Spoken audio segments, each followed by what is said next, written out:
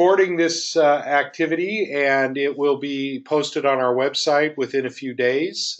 Just so you know, if you've got other people, if you find the information really interesting, and you have other people that you want to see it, you can refer them to our website for a recording of this webinar.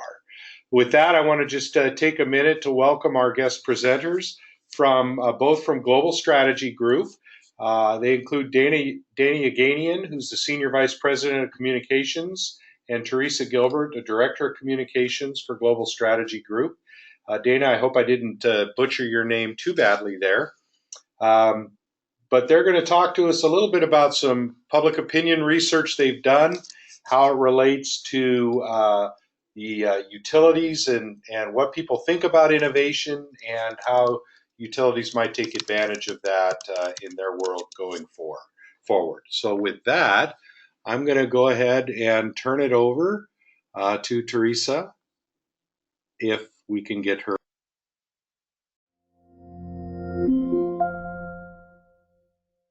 Muted.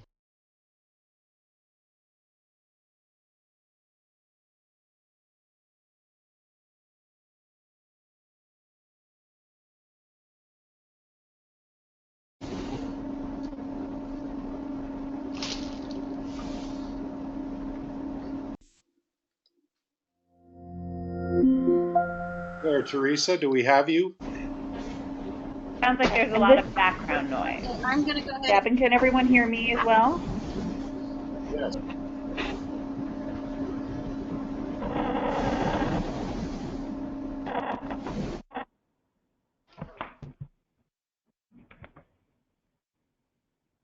Okay, I think everyone can hear us now. Theresa, can you hear me okay? Yes, I can.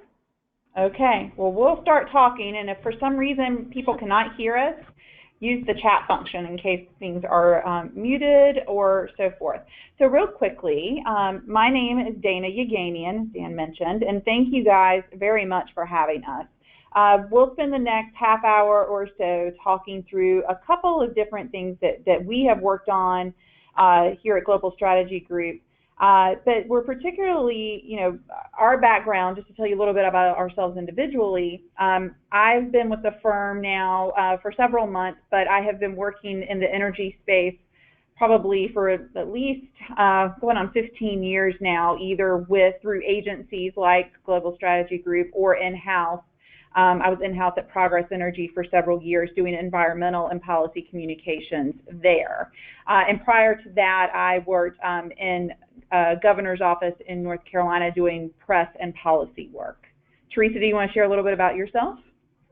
Sure. So I'm Theresa Gilbert, and I have been working in the energy and utility space for almost 10 years now. Before I joined Global Strategy Group, I was also in-house, but with Northeast Utilities, which is now Eversource Energy, working on communications efforts for both their electric operations and for their natural gas operations, including the expansion of natural gas throughout the state of Connecticut. So excited to be here with everyone today.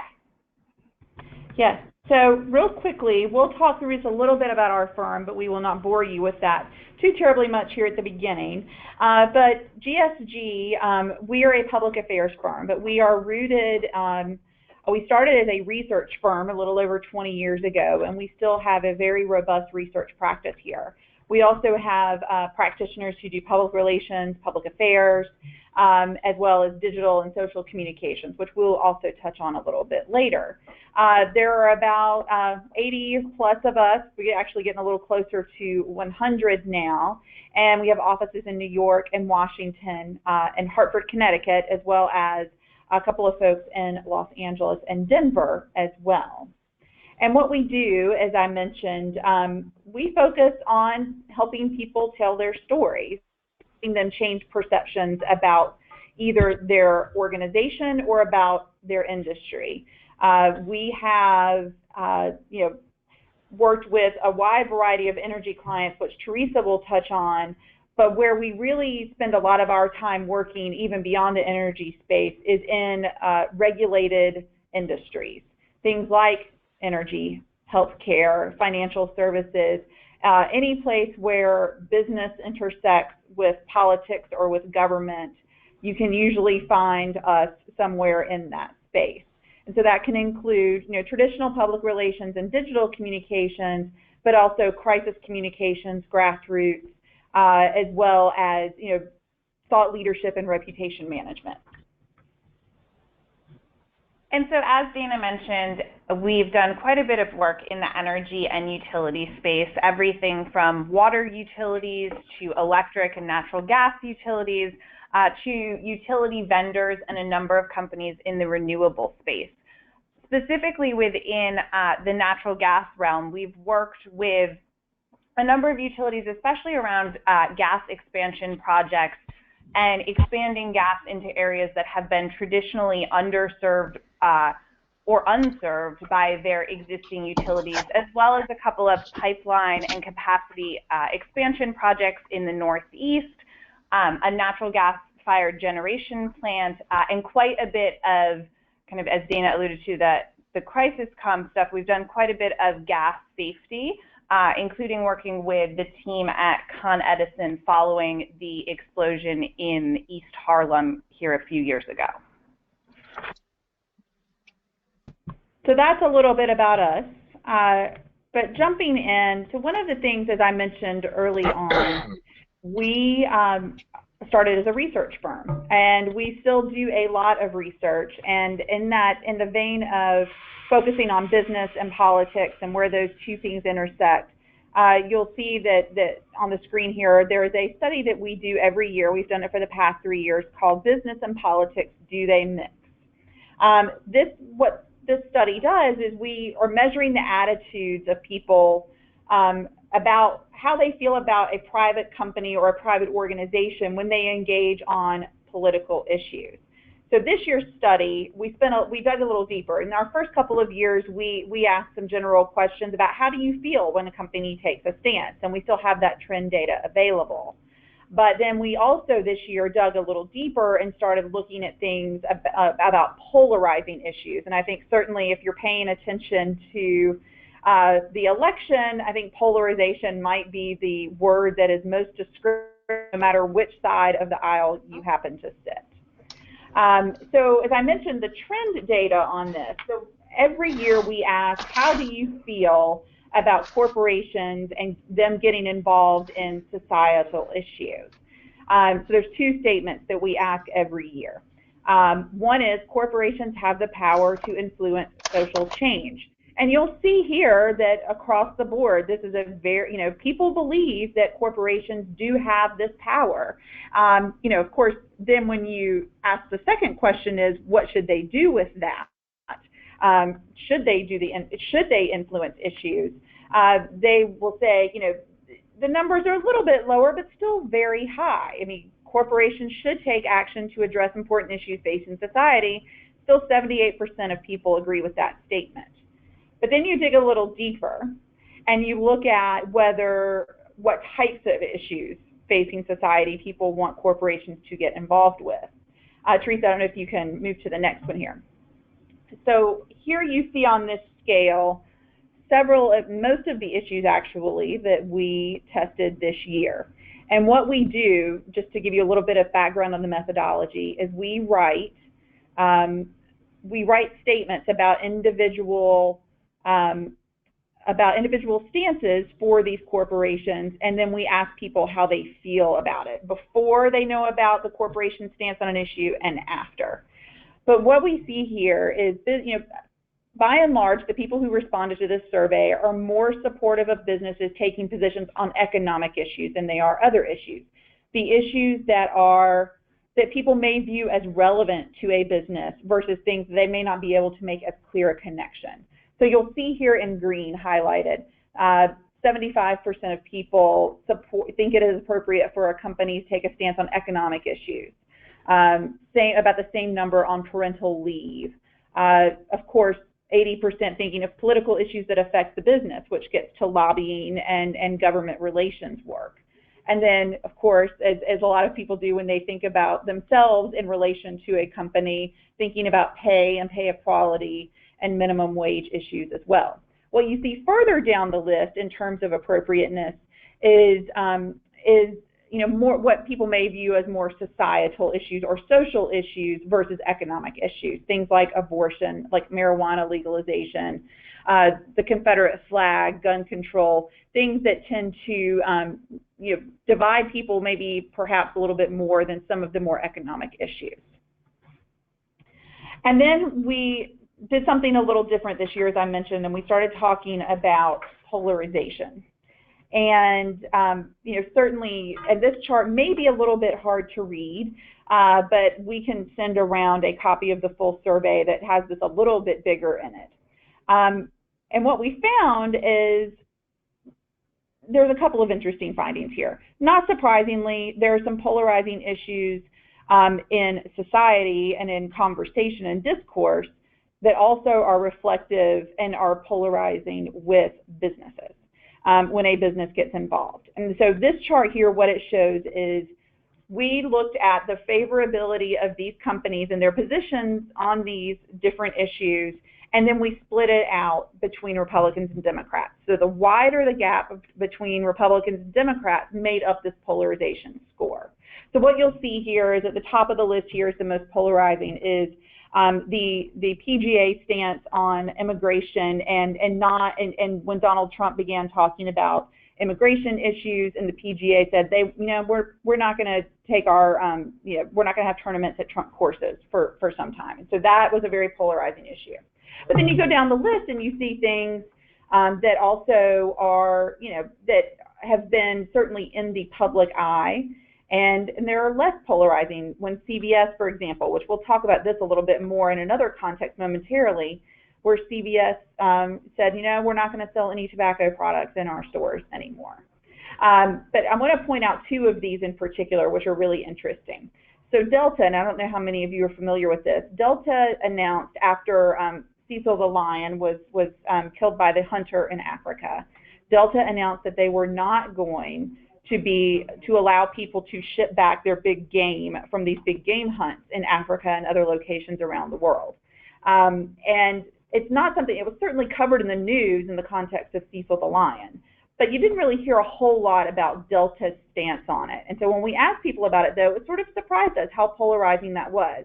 36% of Democrats said, 36% positive Democrat score. So in other words, more Democrats felt positive about Delta and this stance, whereas their favorability went down 6 points with Republicans after they heard about it. Which, so even things that may not seem like they are, that controversial or maybe don't get that much attention, still can drive some polarization. And then another one that we thought was interesting was Lego and STEM education. When you look further down on the list, across the board. And again, Lego has sort of built its brand around. As helping children and helping to drive, the future engineers. And so when they got involved in promoting STEM education, it made a lot of sense to people. It seemed relevant to their business. And you see that reflected in the favorability scores as people learned more about it. And on the next slide, we'll dig just a little bit deeper about awareness, which I referenced a second ago with CVS. So what we found was the higher the polarization score, the more likely it is that people are aware of the issue. Again, the big game trophy hunting even is a little bit low on this list, but it did have some awareness, and certainly higher awareness than some of the less polarizing pieces. But speaking of those less polarizing stances, CVS and the NFL you see way, way up here at the top. And that is because they put major dollars behind these stances. Certainly the NFL with its domestic violence awareness campaign had TV ads during every game. They had public service announcements. And then, of course, CVS, as I mentioned, not only did all of those advertising components, but then they also, they changed signage in stores. They, they essentially changed their organization and then used that to drive the awareness as well. So what does all this mean, really, and especially, and we'll get to this in the energy space momentarily when Theresa starts talking about some of the other work that we have looked at and other research we have done.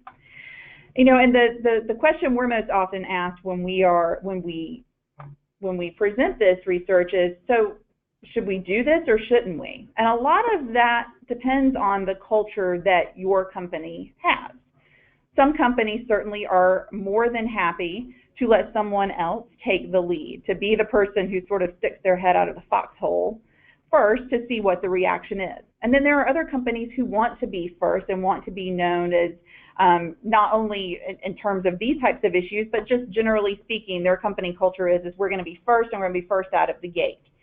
So we have 4 questions we often tell people to ask themselves in these scenarios. And that is, if you're going to take a stand, answer these 4 questions first. And the first is, how will you engage? Will you put out a statement? Will your CEO make a speech at a big event? Will you do what CBS did and change your entire organization and the way that some of your operations are managed? Second, why are you engaging? Is it because it is reflective of your corporate culture? Is it something that's going to help you attract new talent or new business to your organization? Or is it something that just, and some of these companies say, we did this because it's the right thing to do.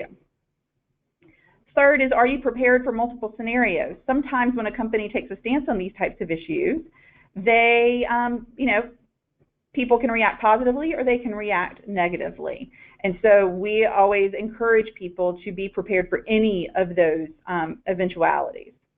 And then finally, how and when will you communicate your position? And certainly, this is always the last question, and even though Theresa and I are communicators, we think it's important to ask those first 3 questions before you figure out how you're going to communicate it. Really know what it is you're going to do and why you're doing it. And then it becomes easy to figure out the how. I'd like to just interrupt for a moment and remind Sure. and viewers of the webinar to use your chat function to ask any questions you might have of our speakers, and we will gently interrupt them and pose your question. So. Thank you.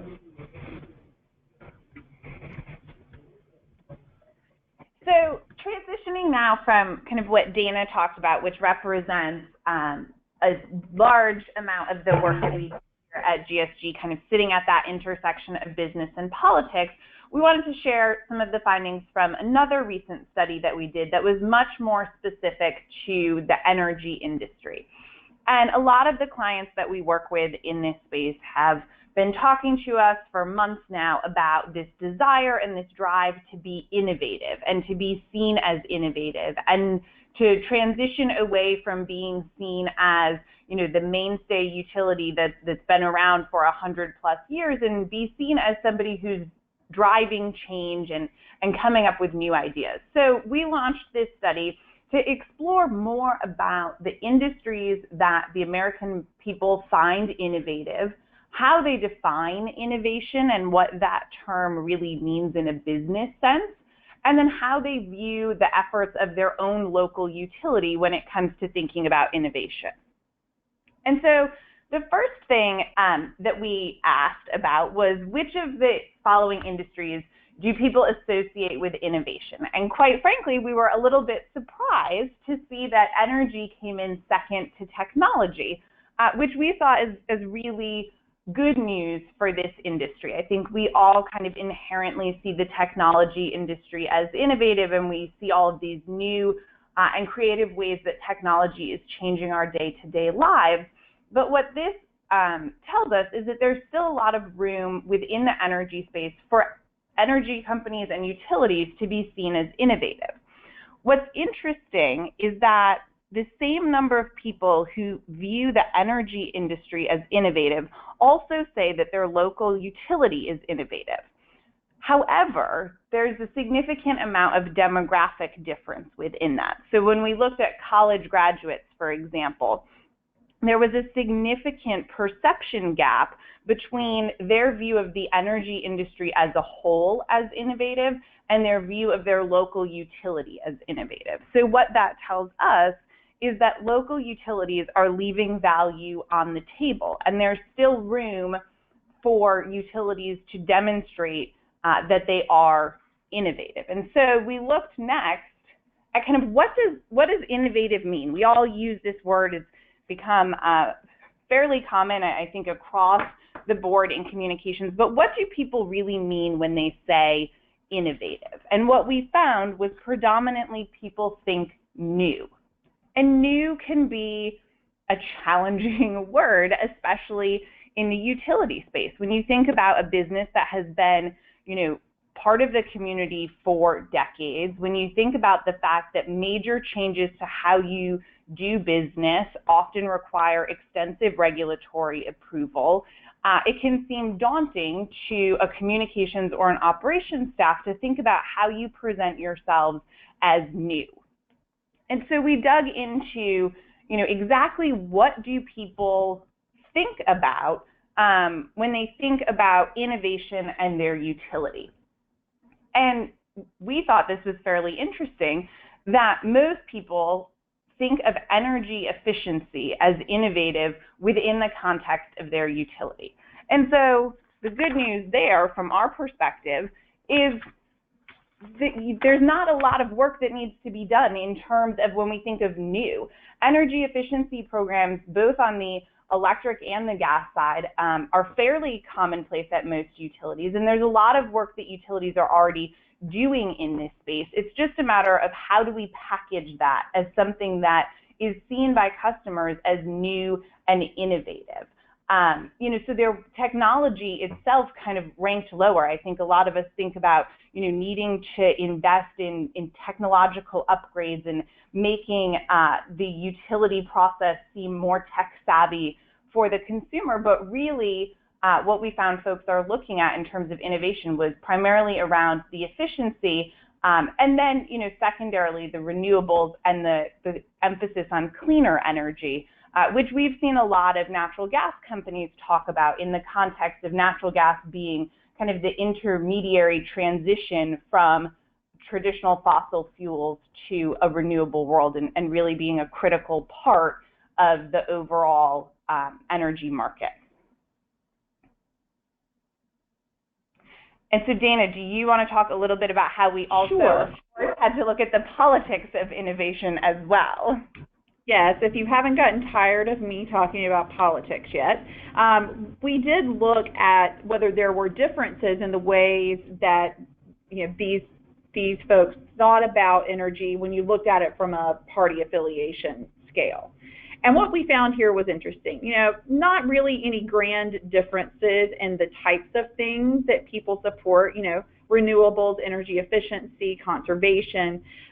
But what was interesting was, so Democrats considered renewables and the development of renewables the most important factor, something that is external, something that someone else invests in.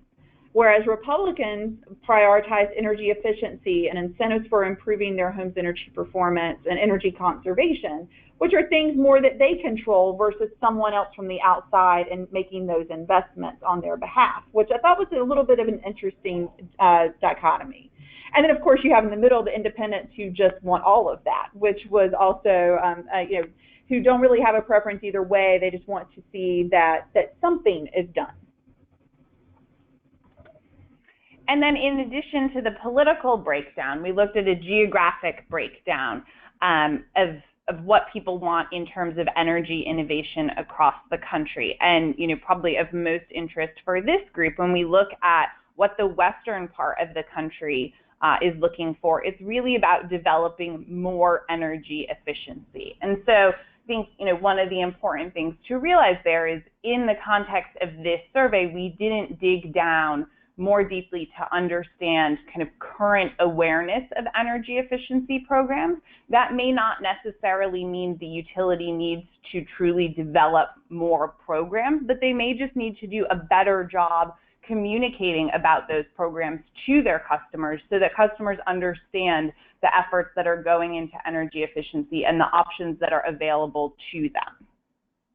And so all of this is interesting to us, and we hope interesting to you, but what does it really mean in terms of what we can do differently within the utility and within how we think about communicating about innovation?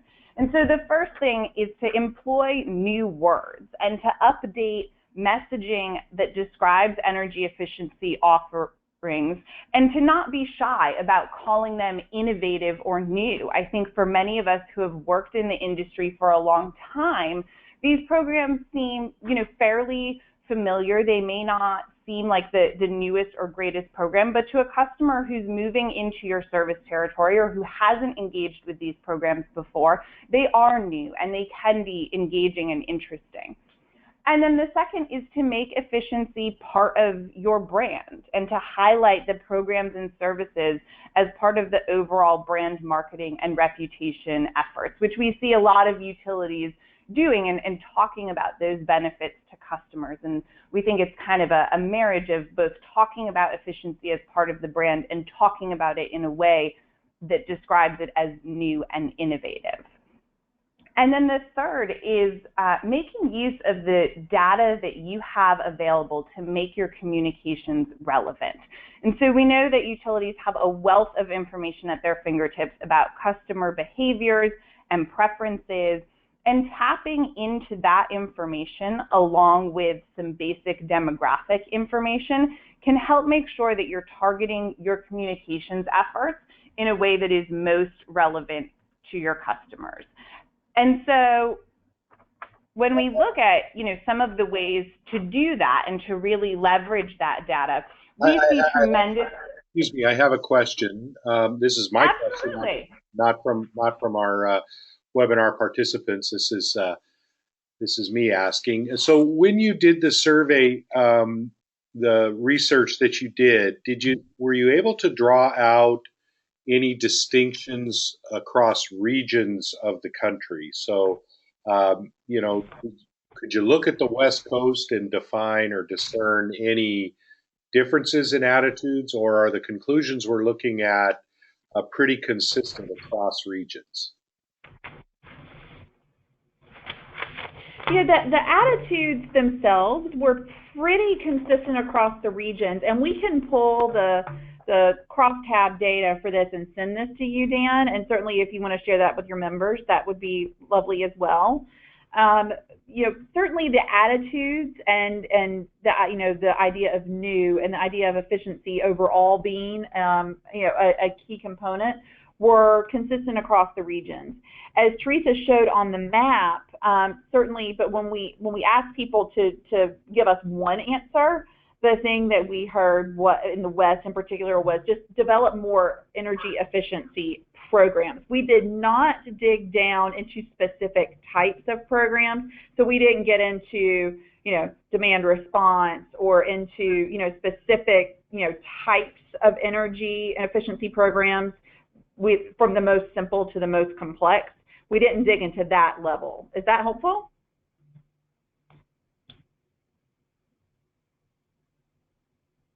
Yes, that was helpful. Sorry, I had to unmute to answer. Thank you. Yeah, that's fine. No problem. Were there any other questions at this point before we kind of dive into this next section? Looks like we're good to go. So when we look at how we can use customer data and really make communications as relevant as possible to specific audiences, one way that we've been doing that with a number of the utilities we work with is looking at different digital communications opportunities. And we see, all of these various things here, from email marketing to text messaging, to social discovery and form capture, is all about the right content at the right time. And so what we see as a major difference between some of the traditional advertising avenues and some of the digital advertising avenues is really the ability to segment and target specific groups and audiences. And so when we look at how we've done some of that targeting in the utility space, we've looked at breaking down energy efficiency and gas safety campaigns based on job titles. So you see here some examples of grabbing job titles from LinkedIn. We have here an ad for Con Edison that was around their demand response and demand management programs, where we were able to target the specific titles of energy manager or building manager to really reach the decision makers who would be enrolling in these kinds of programs. You see down in the corner some interest targeting and some specific hashtags that we used on Twitter to help support some of these campaigns. And so really, not just reaching out, in kind of a blanketed approach to your entire customer base, but really honing in on the folks who are already engaged in these conversations about efficiency, who are interested in this, and who may have a greater appetite and interest in your programs. We've also, looked at some language targeting, and I mentioned that we've done some work with Con Edison around gas safety, and as they were trying to roll out additional safety campaigns in the wake of the incident that they had a few years ago, we were able to target in-language social media ads about gas safety in Spanish, Chinese, Korean, which were the major languages in their service territory, and we found that the rate of engagement with that online messaging was much higher when it was in language than when we were just doing English advertising. So again, looking at the demographics of the service territory and kind of getting creative online with how you can reach people in a way that may not have been, feasible to print tons of materials in different languages and have to leverage multilingual spokespeople to go out and have those conversations. We're able to do that fairly easily online. And then the final major bucket of targeting that we look at is by location. And so, you may be rolling out new programs or expanding service within a certain community, but you may also be looking at opportunities to handle issues with demand or with system upgrades within specific zip codes. And so you can get that specific online, or looking at targeting, messaging, circling back to Dana's original conversation around taking a stand, and we can look at targeting specific government buildings where we know that legislators are, and making sure that the ads that are talking about the stands that you're taking are seen by the most important and influential opinion leaders, again, within that service territory. So when we look at, how can we take Theresa, kind of this, yep. I do have a question you raised when you were talking about increased uptake when you were projecting messages in native languages, and you Yep.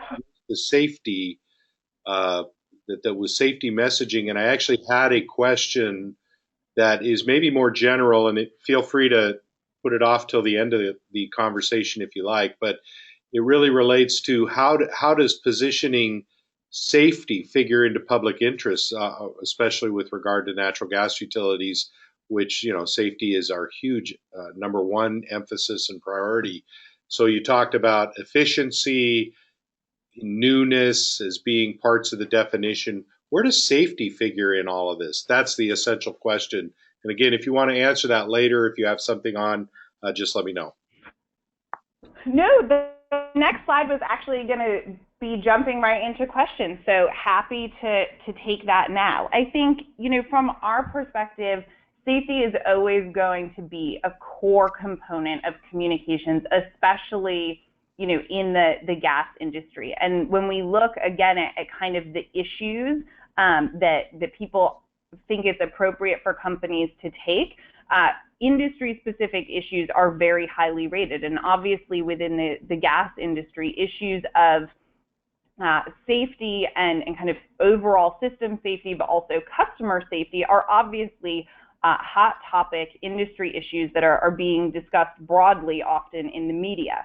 And so, some of the campaigns that we've done have really looked at how do you get that specific safety messaging in front of the people that you want to reach. And so understanding, are there specific segments of your customer population that are maybe not receiving your traditional safety messaging. In some of the work that we've done with utilities, there have been some big issues around language barriers and concerns, and not reporting smell of gas or potential issues because folks may not be legal citizens and may be concerned about the idea of reporting something and having authorities show up. And so the utility that we've been working with on that has implemented, you can make an anonymous report and you don't have to physically be there when the authorities show up to investigate. And so communicating that in the languages where they knew that that was an issue within the community was really able to help pinpoint and target that safety messaging, so it was addressing the very specific concerns that they had versus, kind of the broad campaigns that talk about, smell gas and act fast and smell gas and report it. I think that the targeting and the demographic breakdown makes it a lot easier to deal with the specific safety issues that you may face, within your service territory. Dana, I don't know if you have anything that you would want to layer on there as well. The one thing that I would add is that we didn't ask specifically about safety when we did this innovation survey. We were focused around, how do people view energy as an innovative industry, and if so, how do you define that? But we did not dig into the specific questions regarding safety and some of those more foundational components of many of the organizations that your organization represents, Dan. Yeah, I just wonder if there's not an opportunity there for our members and other utilities to think about. There's a lot of innovation going on in the safety front. While it is a daily, in fact, minute by minute activity for our members, a ton of innovation is going on there. I'm not sure how much our industry would want to talk about how hard we're working to keep people safe. Sometimes it's just better to be just safe, right? And not necessarily brag up on those kinds of things. But I just wonder if there's not an opportunity there. Have you had also any chance to look at, when we talk about new and efficient applications and cleaner applications, you alluded to the fact that seems like that cleaner piece is where maybe gas utilities have been doing some work. Does that hold up? The notion that natural gas is a cleaner fuel and is innovative in that regard. It's also an efficient fuel. It's more efficient than if you burn gas to generate electricity for the same application. Do those kind of things hold up in your research? And we did not ask that specifically in this survey, but we have other survey research that we have done with clients. And of course, the pieces that you guys all see on the national level as well. But people do view natural gas as a cleaner fuel source. And we've seen that pretty consistently, particularly when you put it up against more, coal and oil, for example. Now, renewables, when you ask the broad scope and the broad spectrum of fuel sources, and you start talking about hydro, which I know you have a lot of in the Northwest, but you start talking about hydro and solar and wind and natural gas and nuclear and then coal and oil. Natural gas does better than nuclear, coal, and oil, but not as well as some of the renewable sources. But I think that, and I've seen that pretty consistently now for quite some time in the research that I take a look at, and in some of the research we do for some of our other clients. But I do think, to your point on the safety, there is a great opportunity for the industry to talk about that. And you're right, you want to temper it a little bit because you don't want people to think that you're working on it so hard because something bad is going to happen or something dangerous is imminent in any sort of way. But I think anything that you have in terms of visuals or, people are very fascinated by how things work, especially complicated things.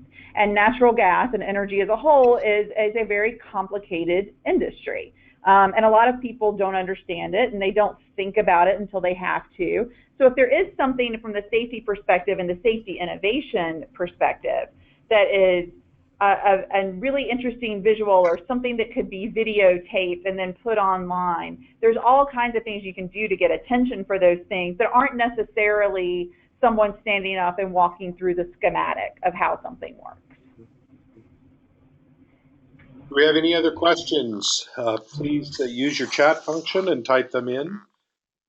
And well, if anyone's doing that, I'll just ask Theresa and Dana if you have any kind of closing thoughts as people are thinking about whether they want to ask questions or not. Wrap a bow around it for us. Well, I would just say, I think certainly the research that we have done is, we continually do it because things certainly change, but some of the constants that we have seen over the years is, people trust their natural gas providers, their electricity providers, and they value the service that you provide. And they do so, and I've seen surveys where you even are putting the work and the service that you provide up against things like cell phone companies and cable companies and things like that, and you blow those guys out of the water. And I think building on that foundation of a positive reputation, and people recognizing that you're not just a service that they like to have, it's something that they need to have, gives you a very strong base from which to build. Theresa, I don't know if you want to add anything beyond that. No, I think that the only thing that I would say in terms of the kind of key takeaways and wrapping it up is that from what we've seen in the research, if it aligns with your corporate culture, don't be afraid to take a stand on these issues when you feel like, you can answer those 4 questions that we outlined, and don't be afraid to repackage and talk about some of your efforts with this new and innovative wording and really embracing that so that it can resonate with your customers. Okay. We did have a question. Can we forward your contact info on to the participants of our webinar? Absolutely. We included it here on the last slide, which I think we sent over the whole packet of both of the studies and the slides, so we can share that with everybody who's on today. Great. All right, well, that was the last question. And so I just want to thank Dana and Theresa for taking time to visit with us today and talk about this important subject. Just as a reminder to the webinar participants, our next webinar will feature yours truly, presenting the 2016 Gas Outlook, which we expect to publish in end of March or first part of April. I think most of you are aware of what the Gas Outlook is. It's our member companies get together and put together a common consensus forecast for what we think natural gas demand is going to look like in the region and how that affects infrastructure here. So hopefully you'll be interested in that. Again, that will be March 24th, Thursday, March 24th from noon to 1. And we look forward to speaking with you then. Again, this webinar will be posted on our website toward the end of